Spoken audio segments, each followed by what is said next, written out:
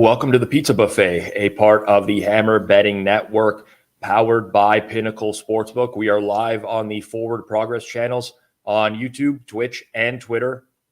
Also live on the Hammer HQ on Twitter as well. This is the show every week where I run through today's NFL card, top to bottom, rotation number order, and I lock in any bets that I think are still worth making. I'll lock in all bets against Pinnacle's lines, as Pinnacle is the official sportsbook partner of the Pizza Buffet here on Sunday mornings. Pinnacle is the world's sharpest sportsbook, and it's now available to bettors in Ontario. Find out what professional bettors have known for decades.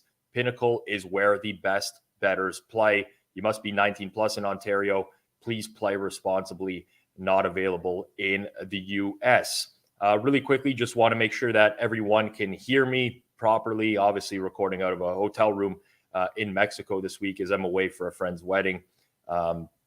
Woke up earlier this morning, didn't realize daylight savings happened, completely threw off my schedule, was up an hour early, went back to bed, but everything should be okay, up and running and going smoothly now. For those who are watching on YouTube or Twitch, I do see your comments in real time. Please join the conversation. I'll get to as many comments as I can here this morning. If you're watching on Twitter, thank you very much for your support. I cannot see your comments in real time. So if you do want to comment in real time, want me to react, if you want a question, please jump over to the Forward Progress channel on YouTube or Twitch. If you want to get in on the conversation in real time, just type in Forward Progress and subscribe to that channel. Am I going to be tuning into the CFL playoffs today? Unfortunately, I will not be. I guess I'm not a real Canadian in that I don't support the Canadian Football League. But once I do get to NFL and college football season, the CFL becomes secondary.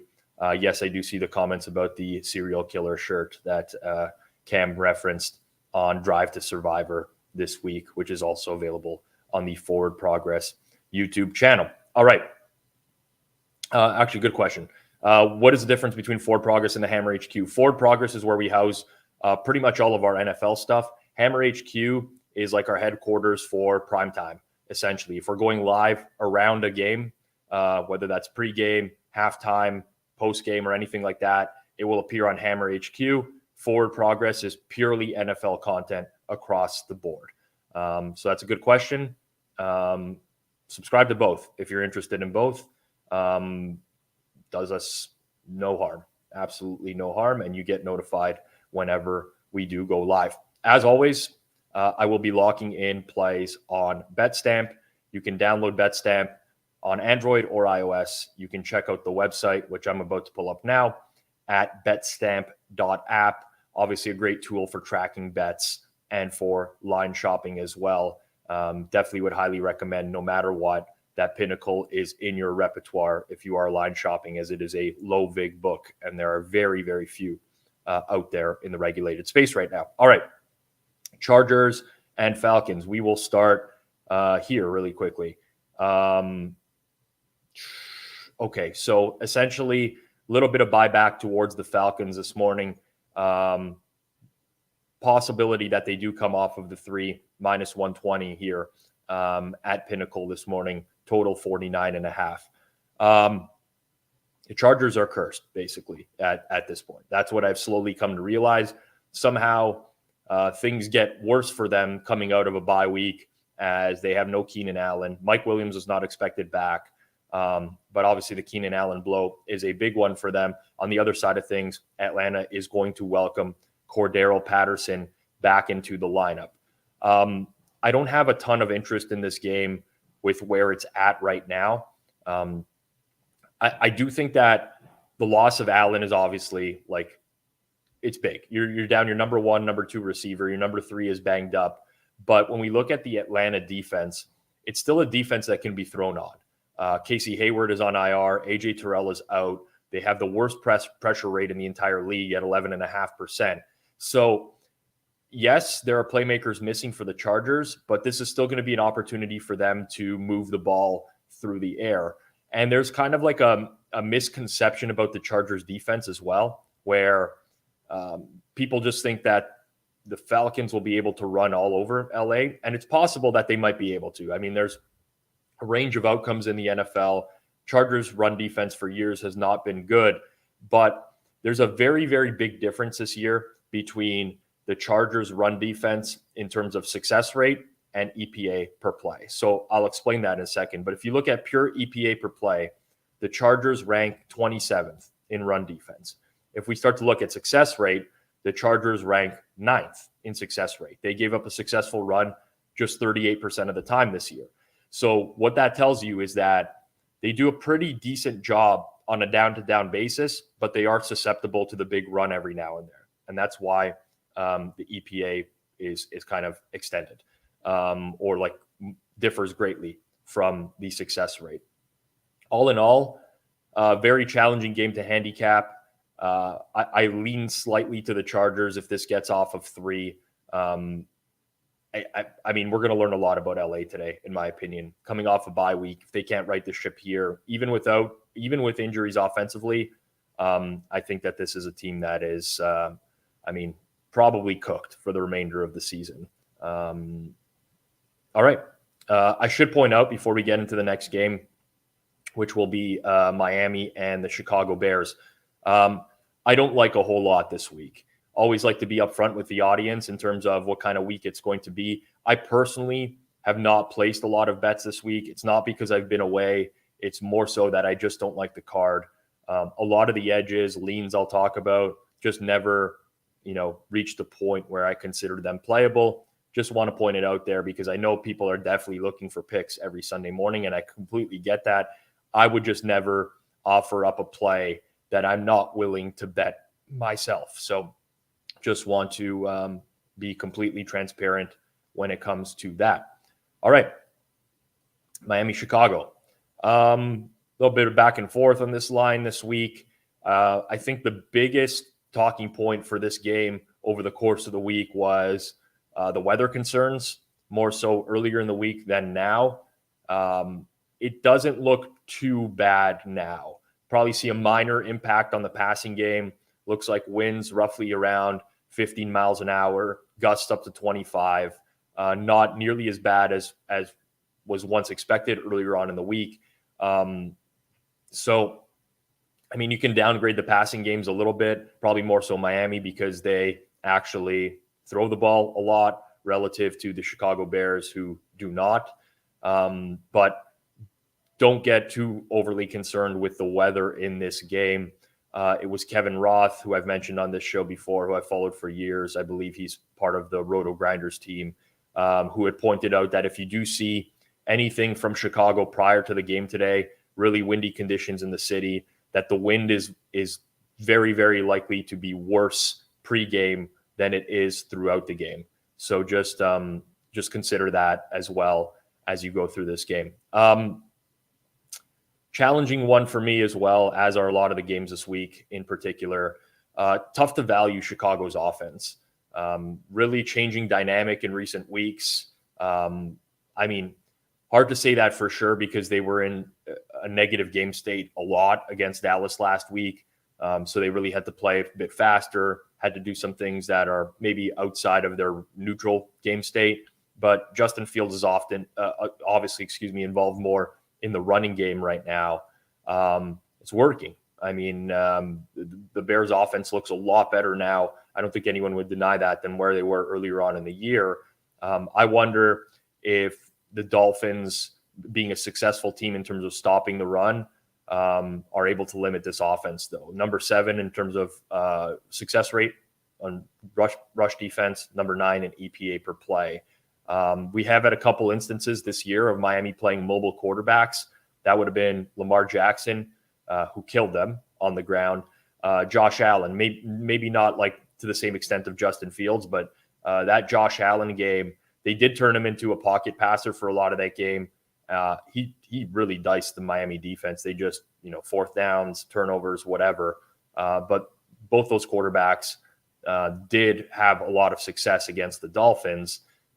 It's just Justin Fields is not the same caliber of passer. So really, really difficult to handicap from that point of view. Also, how much does adding a player like Bradley Chubb change things for the Dolphins defense, who will be playing today?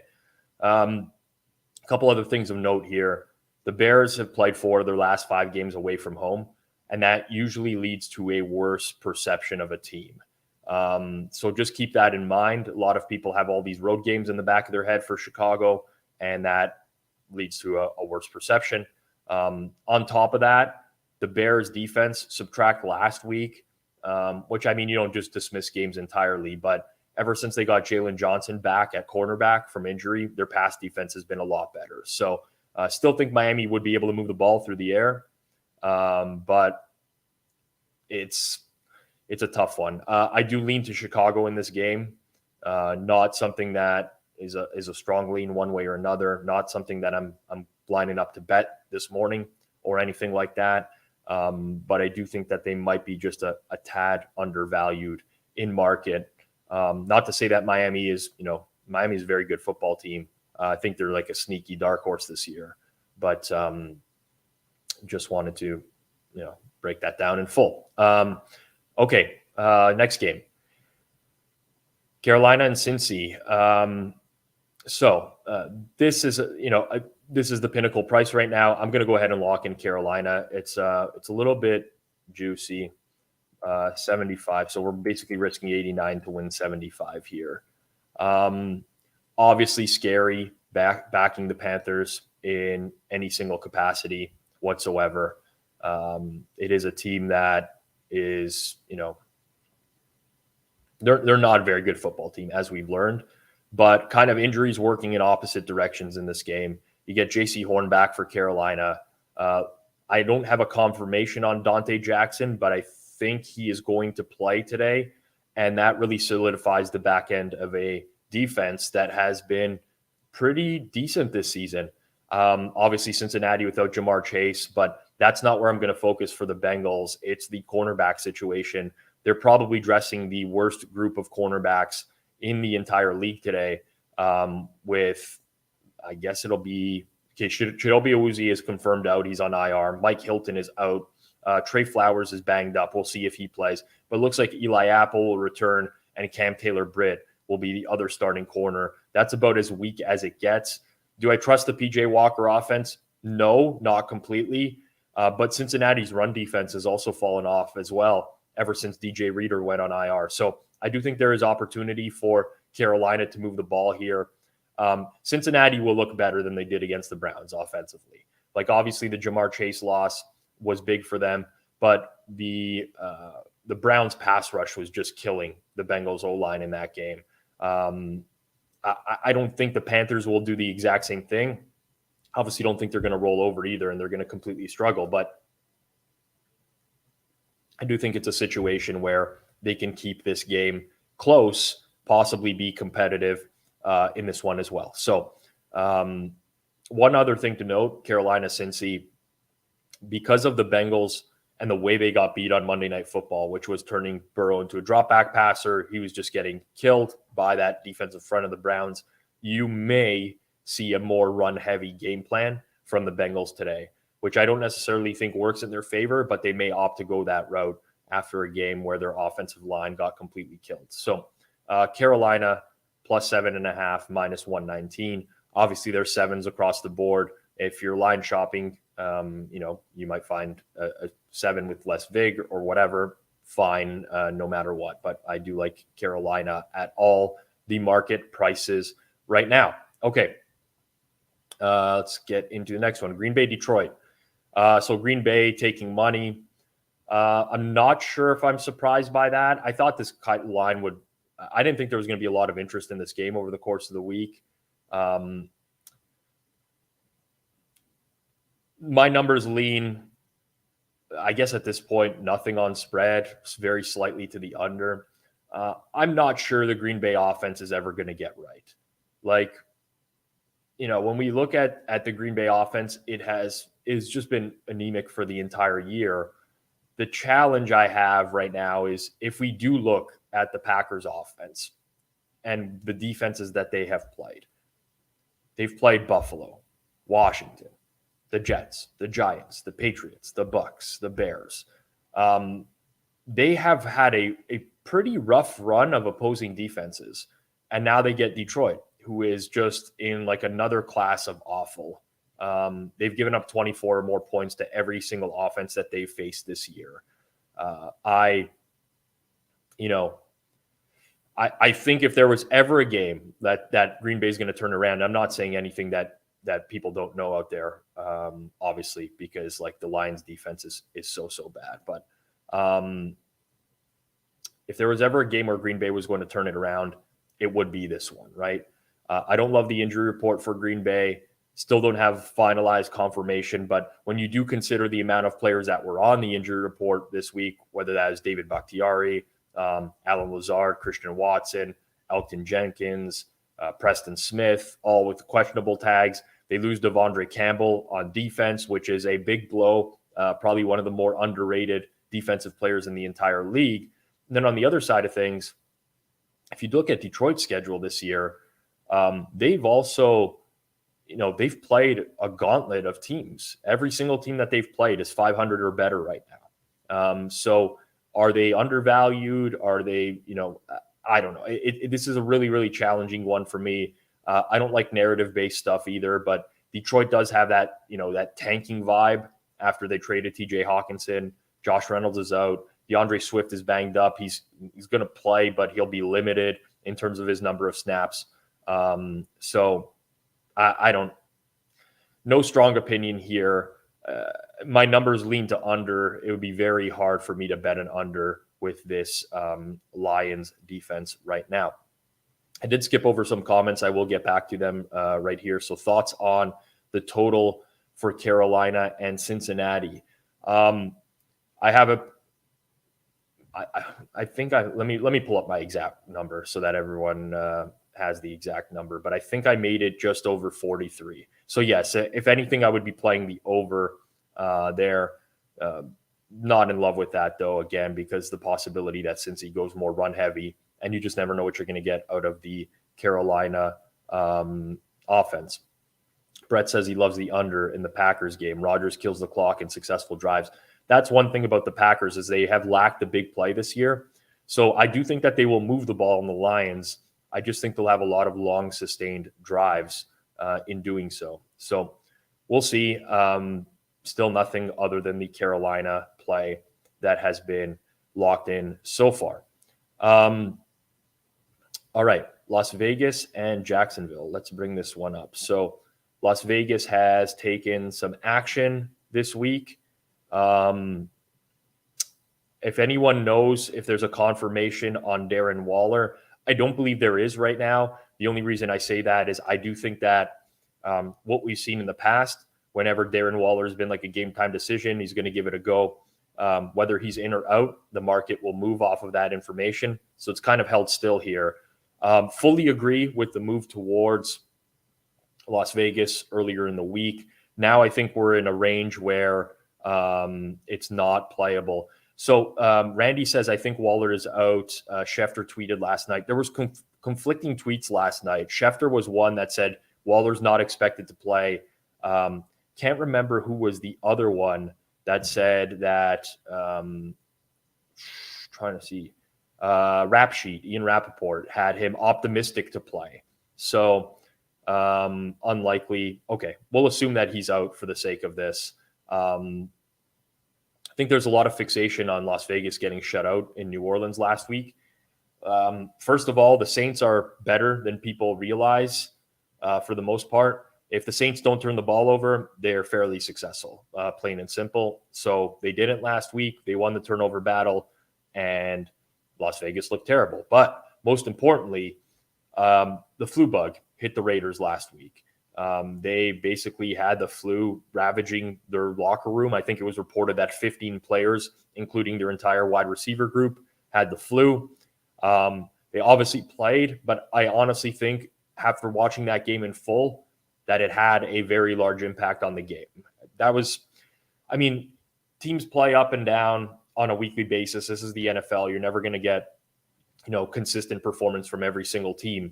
But that was, I think, the absolute bottom end, as bad as the Raiders could possibly play.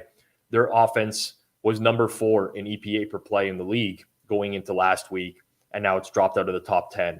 I think they're much closer to where they were prior to last week. And they now get a Jacksonville defense who has played nobody in terms of opposing offenses. So essentially, they've gone up against Russell Wilson last week. By the way, Russell Wilson on like a hamstring injury had the best like half of his season in the second half against the Jags last week. They've played the Giants. They've played the Colts twice. One of those games, the Colts had no Michael Pittman, no Alec Pierce. Both of those were, horrible quarterback games. They've played Houston. They played Philly. Philly was a game which was in like pretty much a monsoon, heavy rain in that game. They never really had to face the full capacity of the Eagles offense. When they played the Chargers, that was the Herbert broken ribs game. They played Washington in week 1 with Carson Wentz. The Jags have played nobody in terms of opposing offenses. This is a huge step up in class. And not only have they played nobody, but their defensive metrics aren't good. And that's the biggest concern for me. Obviously, I always have concerns about the Raiders' defense.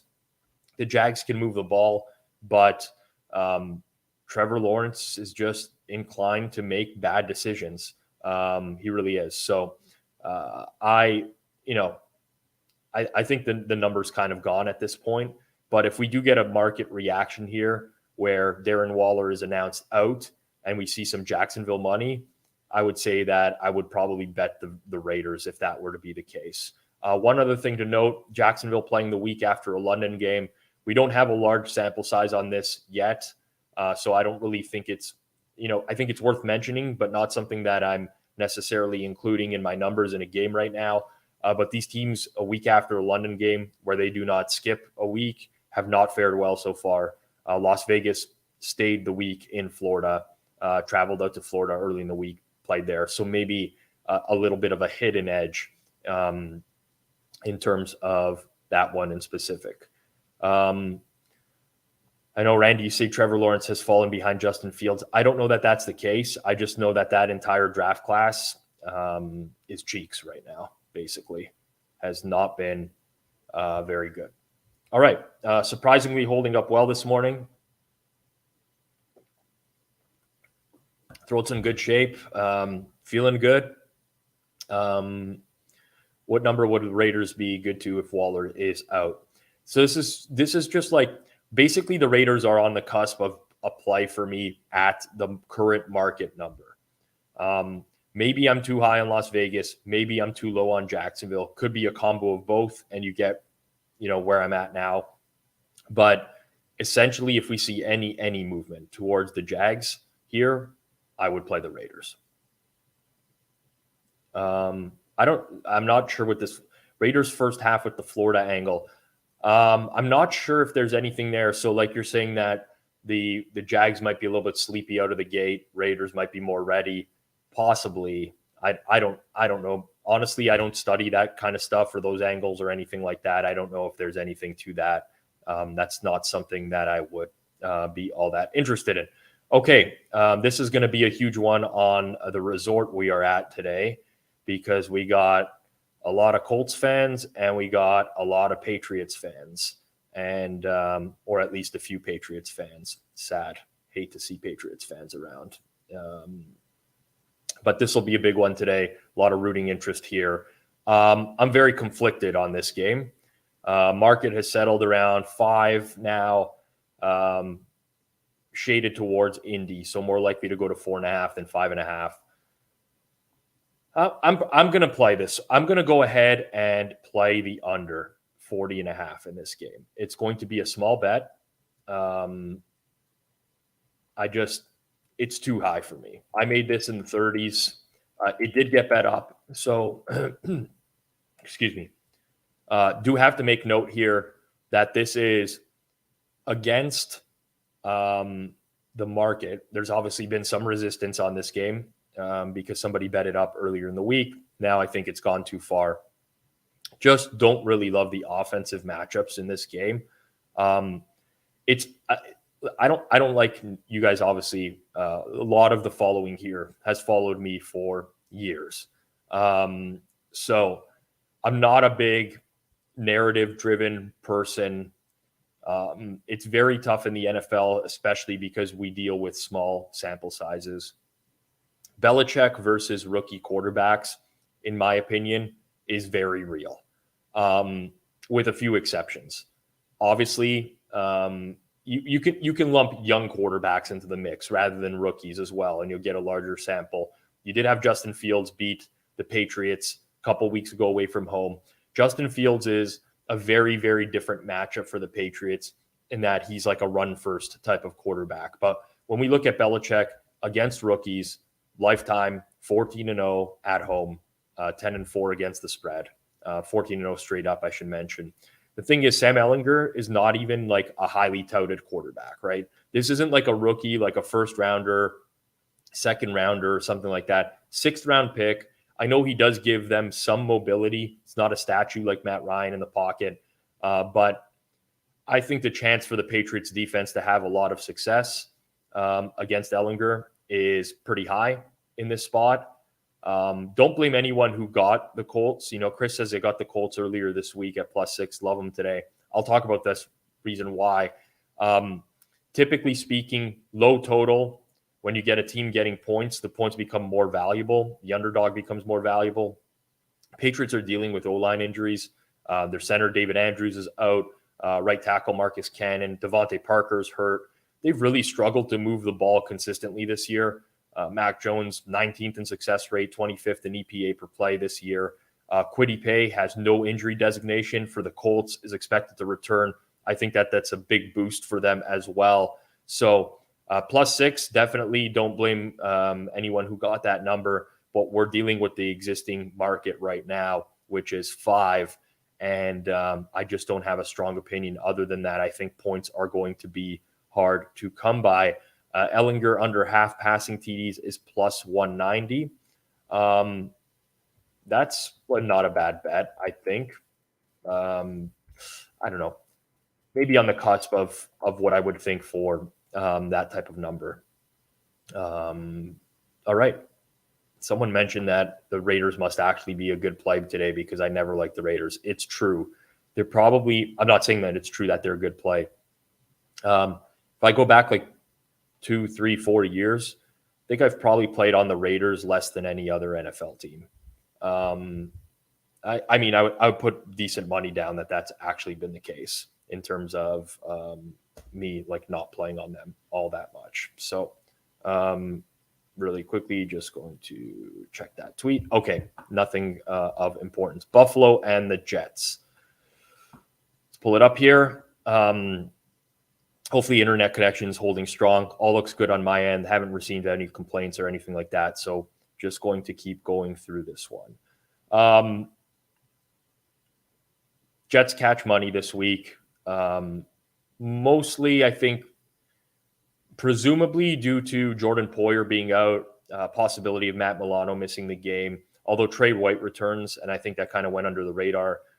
Not really sure that the Buffalo defensive injuries actually matter against Zach Wilson, without Corey Davis, without Breece Hall, obviously, who they lost a couple weeks ago. I discussed this last week about the injury to Elijah Vera Tucker. It was one of the reasons I really liked the Patriots against the Jets, but I think it's such a big blow for this New York offense because they already have had so many tackles go down. This is the nightmare matchup, right? Like Bills can get home rushing 4 against an offensive line that's down to, I don't know what, they obviously have Dwayne Brown, but like a 5th string tackle at the start of the year, maybe a 6th. So very, very challenging. Oh, Trey White is out today. Did not see that, guys. Thank you very much. Okay, so definitely different factor. I know that they had activated him. It makes sense that they're going to give him a little bit of extra time. So appreciate you guys who jumped in there to let me know that. I couldn't bet the Jets at this number anymore. I still have some interest in the under, which is 46, shaded under. I just struggle to see the scenarios where the Jets can consistently move the ball. Like their offense is so bad. And now that Zach Wilson came off that game where he had all these horrible turnovers, especially the one where he's trying to throw the ball away and couldn't even throw the ball away. I do think you get a particularly conservative quarterback today as well. A little bit narrative driven for sure, but just think about it logically from the perspective if you had coaches breathing down your throat in terms of watching the turnovers, what would you do? So, tough game, strong lean to the under, not enough for me to end up playing it. And then probably Bills or nothing at this point. Okay. Waller inactive. Thank you very much for those. So now we will wait and we will see if anything happens. I'll revisit that game shortly if we do see a market move. Like I said, typically in the past, we had seen that. That's not to say that it's necessarily something that we will see going forwards, but that's been the case before whenever Waller has been ruled out. All right. We'll get to the next 1 o'clock game, the final 1 o'clock game. I hate these weeks where we only get 2 late games. It is what it is. Minnesota, Washington. So I will say a lot of what I've seen this week has been back and forth on what I should say is games that have had opposition in market. This is one of them that stands out to me, where I know a lot of people who bet Washington early, a lot of people who've come back on Minnesota. There's a number of those games this week. Chargers, Atlanta was another one that sticks out at the top of my head. Indy, New England, where we saw, or at least I saw, some opposition in market. I think Minnesota is smoke and mirrors. I think it continued last week. However, I think that's already been priced into market now. Like at this point, with where we've gotten to with Minnesota -3 at Washington, the market is not pricing Minnesota like it is a true 6-1 team, in my opinion, just looking at this number. I do think eventually they're going to falter, whether that's in the playoffs, whether that's down the stretch. They do have a very easy schedule remaining. But you look at this 6-1 team with a plus 29 point differential. Typically, you would see great teams have a point differential that's much higher with a record like that. The Arizona result last week, I talked about this on Forward Progress with Clive right after the games last Sunday night. And take away the names of the teams, Arizona and Minnesota, last week's game, and you'd be hard-pressed to figure out like how a team won that game by more than a touchdown. So trying to survive, hydrate this morning. I do think that eventually the Vikings will fall off. Just going to do a quick mute here. All right. Back in business. Interested to see how the Minnesota O-line will hold up here because they are surrendering the 6th most pressures in the league. Washington's defense, 4th highest pressure rate according to PFF. So I think that's a matchup to watch because we have seen in the past Kirk Cousins really, really struggle under pressure. His numbers under pressure this year are a little bit better than they have been for the majority of his career, but that's something to watch. Also something to watch, Minnesota's defense loses Dalvin Tomlinson. That's a big blow on the interior there as well. So a couple things working in Washington's favor, but I'm not really interested. Like I'm interested in finding a spot to fade Minnesota. Maybe I'm missing the boat this week, but I don't think this is enough points for me to officially get on board for that one. James says total seems high in this game. I actually thought it was a little bit low. I was leaned more towards the over than the under. Again, I am incorporating for all these things that I think are meaningful, which includes the Washington D-line against the Minnesota offensive line. But yes, tough one. Tough game overall. I kind of just think that this is a good market number all around. All right, we'll get into the late games here. Once again, do want to remind you that Pizza Buffet is sponsored by Pinnacle. If you are in Ontario, you can open up a Pinnacle account now. I often preach line shopping. I think that's extremely important. I would never consider betting without Pinnacle being one of my sportsbook accounts because of the low hold, plain and simple. You're going to win more in the long run. You're going to lose less on bets that do lose. I think it's very, very important to bet at a sports book like Pinnacle. All right, just getting some updates on injuries. Thank you to the chat. Very proactive chat this morning. So we already have Waller inactive.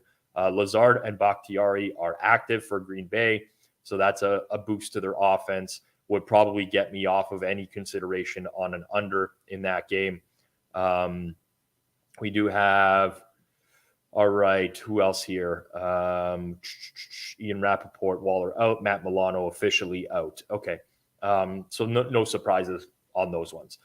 Final two games we will get into really quickly here. Seattle, Arizona. First thing I'll notice about this number this week is that is a huge reversal from when these teams played in week 6, which was Arizona -2.5 on the road at Seattle. So the market has, in my opinion, severely upgraded the Seattle Seahawks. Obviously, you can see why. Seattle's playing a lot better now. Don't really necessarily disagree with it, but was a misleading final score the last time these two teams played. I did bet the game. No sour grapes. Probably wrong side, but 19-9 Seattle was the final. Arizona goes 4 of 16 on third downs in that game, 1 of 5 on fourth downs. They lose the turnover margin. They had several trips that stalled in Seattle territory. The defense for the Cardinals held up very well. It was one of the best performances against Geno Smith this year, if not the best. They held him to 4.5 yards per play, 296 net yards in that game. Now, what's changed since then? Well, Arizona's offensive line is a mess. Just numerous injuries. They couldn't survive them against Minnesota last week. Although I will say, again, having watched that game, it was not a huge problem for the Arizona offense. Kyler Murray mitigates some of that with his mobility. Ultimately, it was just a muff punt that cost the Cardinals the game last week. But they've also got DeAndre Hopkins back since then. I also think Seattle may not be the team that's going to exploit Arizona's offensive line issues. And definitely the Seahawks are getting more pressure than I would have expected them to going into the year. But they're not a team like the Cowboys, for example, where they're just going to kill you if you have a bunch of offensive line injuries. So tough to see Arizona, like how Arizona is going to perform against the Seattle defense.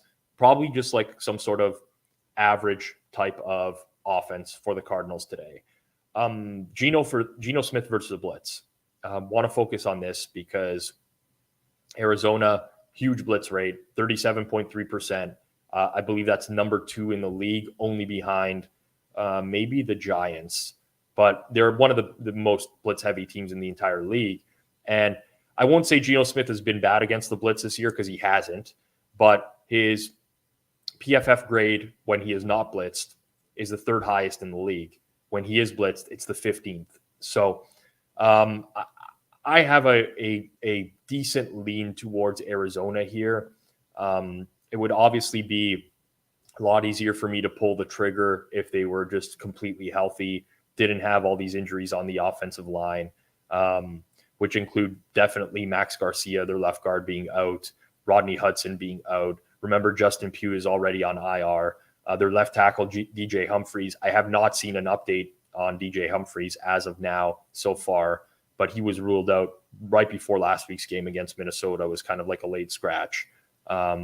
So strong lean to Arizona, strong lean to under. Ultimately, just can't get there. Numbers are what they are.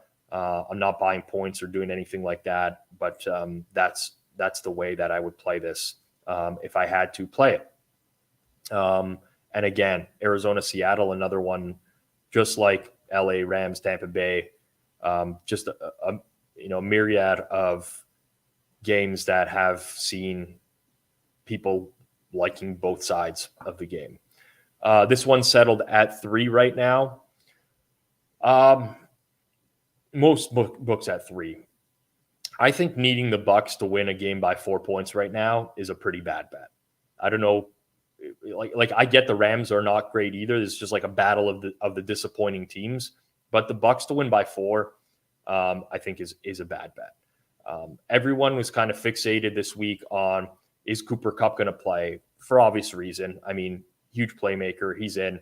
The secondary, the Bucs, Carlton Davis, he's back. Antoine Winfield not going to suit up. Important. Antoine Winfield's a great safety, but there wasn't a lot of talk, at least from what I consumed, about Shaq Barrett going to IR. I think that's the guy that the Bucs just can't afford to lose right now, particularly in this matchup. Look at the Rams this year. Their 4 losses this season: 49ers twice, Cowboys, Bills. What do all of those teams have in common? Amazing pass rushes. Top 10, arguably top 5 for both of those teams. Now let's go look at their wins this year. Atlanta, Carolina, Arizona. If you take out like garbage time of those games, because they were ahead in those games by margin, they had very good offensive outputs overall across the board in teams that don't rush the passer. So the Bucs are like an average pressure rate team. Shaq Barrett generates a bunch of those pressures. I think losing him is a pretty big blow for the Bucs, and now you need them to win by margin. I don't know. Like, is this going to be the week that Tampa Bay finally says, we're not going to run the ball anymore on early downs? Probably not. Like, it could be, but Byron Leftwich very much seems committed to this. I think this is a recipe for disaster against the Rams because they're 3rd in success rate stopping the run, number 2 in EPA. Like, it just feels like it's so cyclical with the Rams right now in terms of, with the Bucs in terms of, like, we get the same performance, the same outputs every single week. And I always think back to the game where they played in Pittsburgh against the Steelers, where the Steelers were missing their top 3 corners and Minkah Fitzpatrick was out, and Tampa's coming out and they're running on early downs. And I just don't understand it. I don't think the coaching staff is going to change. I think Byron Leftwich is clueless. On top of that, Todd Bowles, for as great as a defensive coordinator as he was, I don't think he has it as a head coach. And I also think that he's a guy who also wants his team to run the ball heavily. So, you know what? I mean, I have a very, very small bet on this myself, but I'll play +3, -114 on the Rams as well. I think the most likely scenario of this game is Tampa Bay wins by exactly 3, but it's too much asking their offense to separate right now, in my opinion. And in these games, I often, think to myself, like, it's a bad team, bad football team. Like, but the other team has to score in order to cover. So I'll take the Rams in this spot. All right, let's see what else. We got Elton Jenkins also active. Christian Watson expected to play. That is big news across the board for the Green Bay Packers in that game. Final game that we will touch on here is Sunday Night Football. And I don't have a whole lot of thoughts on Sunday Night Football. I think it's trending towards Malik Willis playing. I do like what Mike Vrabel has done this week in terms of like keeping it a little bit silent in terms of who his quarterback will be. They're flying Ryan Tannehill out to Kansas City, going to give it a shot and warm up. I'm pretty certain the Titans already know who's going to play for them, but having KC need to game plan for 2 different types of quarterbacks, I think is a smart move. It might not matter because whatever the Titans did against Houston last week, probably not going to work against Kansas City, just running the ball at will, especially considering the state of the Chiefs offense relative to the Texans, where the Chiefs can score. You're going to get a lot of Andy Reid off the bye week stuff. I get all of it, whatever. It's just really, really difficult game for me to handicap where I don't see a valuable side or total regardless. I'll probably be in a coma by then, day drinking by the pool anyways. So glad to not have a play on Sunday Night Football. Quickly to recap. Very light card today. As I mentioned off the top that it would be. We do have Carolina 7.5. under 40.5, Indy, New England, Rams +3, -114. All of these locked in at Pinnacle, who is the official sportsbook sponsor of the Pizza Buffet. I will hang around here and answer a few more questions. Are the Chiefs a better Survivor play this week or next week? Honestly, it's very, very, very difficult to break down Survivor for anyone at this point because it is most of the leagues have like 5% of the original entrants left into it.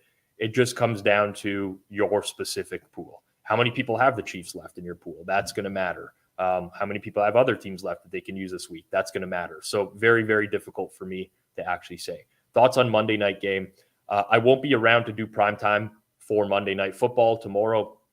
That is still going to be Eric Eager as well on that one, breaking down the game altogether. But definitely strongly lean towards the Saints with the Ravens' injuries on offense. I think the Rashad Bateman injury is big. Mark Andrews being out is big.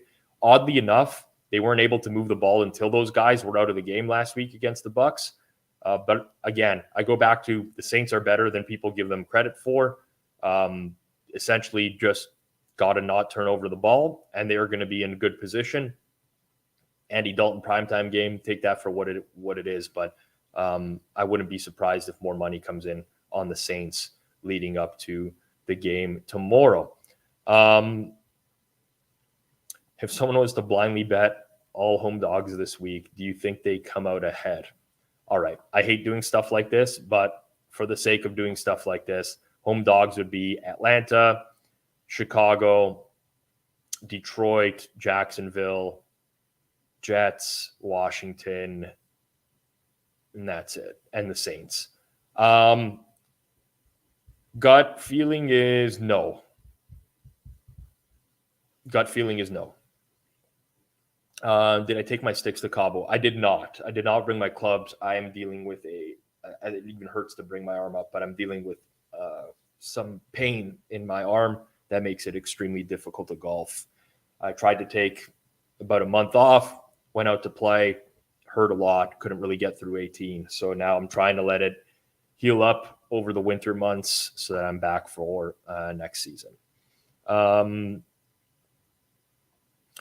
Does Ellinger 31.5 pass attempts seem high? It does seem high. The only challenge is if they get into a negative game script, right? Like that's essentially the issue is if they get into a negative game script, then they're just going to have to throw a whole lot. I do personally think that that's a very high number.